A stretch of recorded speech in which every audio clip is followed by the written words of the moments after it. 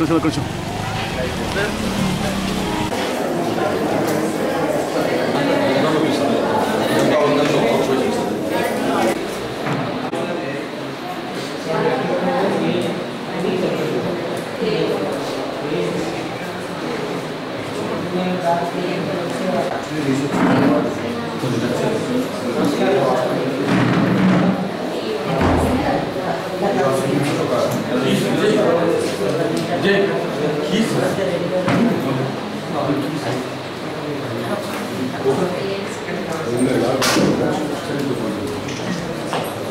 Night 1 o'clockకి చాలా పేల్గా ఉంది, మనిషి పాలిపోయింది, నొప్పులు వచ్చేస్తుంది.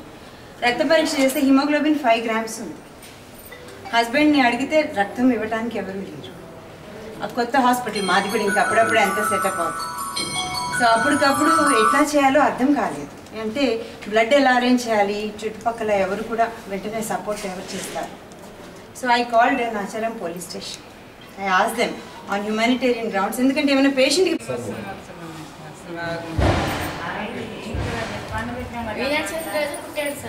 గణేష్ అని పేరు పెట్టు. విఘ్నేష్.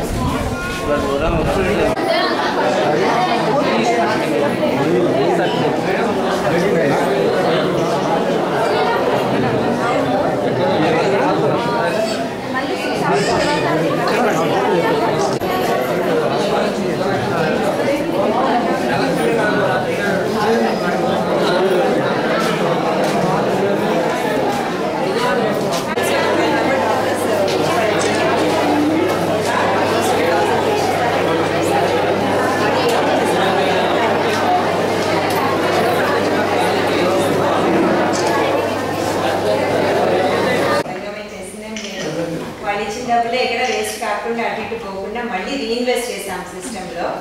సో ఈ హాస్పిటల్లో పార్ట్నర్స్ అంటే ఆ పేషెంట్స్ బ్యాంక్ తప్ప ఇంకేం. మా ఆపరేషన్ థియేటర్స్ కూడా చూపిస్తాను. నేను కూడా ప్యాదను సార్, మా ముసలోడు కూడా చాలా దాచారు. ఫ్రీ హెల్త్ క్యాంప్ పెట్టి ఈ నాచారం ఇండస్ట్రియల్ ఏరియాలో మన డాక్టర్ గారు కొత్త హాస్పిటల్ నిర్మించి ఈరోజు ఫ్రీ హెల్త్ క్యాంప్ పెట్టారు. దాంట్లో ముఖ్యంగా పేషెంట్స్ చాలామంది, ఎందుకంటే నాచారం ఏరియాలో చాలా మటుకు కార్మికులు మరి వివిధ ఫ్యాక్టరీలలో చేసే కార్మికులు బీద వాళ్ళు ఉంటారు. ఇప్పుడే డాక్టర్ గారు నాకు హాస్పిటల్ అంతా చూపించారు. జనరల్గా ముఖ్యంగా ఈ బిలో పావర్టీ లెవెల్ ఉన్న పేషెంట్లకు మేము సేవలు చేస్తున్నాము, ఉచితంగా సేవలు చేస్తామని డాక్టర్ గారు చెప్పారు. ఇంతకుముందే వాళ్ళ హాస్పిటల్ తిరగడం జరిగింది. ఈ ప్రాంతంలో ఇంత చక్కడైన హాస్పిటల్ అంటే అధునాతన హాస్పిటల్, అన్ని ఎక్విప్డ్, మొత్తం ఎక్విప్మెంట్స్, ఈవెన్ ఆపరేషన్ థియేటర్ కానీ, ఐసీయూ కానీ, మరియు షేరింగ్ బెడ్స్ రూమ్లు కానీ, బెడ్స్ కానీ, ఆక్సిజన్ ఎక్విప్మెంట్ కానీ అన్నీ లేటెస్ట్గా ఉన్నాయి. ఈ ప్రాంతంలో ఇంత పెద్ద హాస్పిటల్ నిర్మించినందుకు నేను వాళ్ళను పొగుడుతూ, మరియు ఈ కార్మికులు ఎవరైతే ఉన్నారో వాళ్ళందరికీ మంచి సేవలు అందించాలని డాక్టర్ గారు చెప్పాను.